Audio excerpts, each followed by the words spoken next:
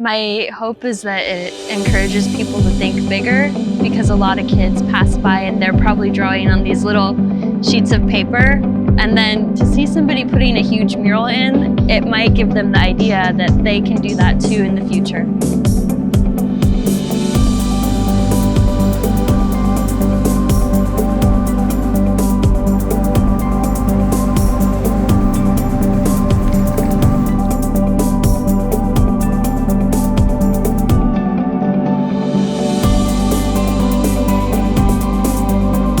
I think art taught me about delayed gratification, because I didn't become good at this until about 4 years in.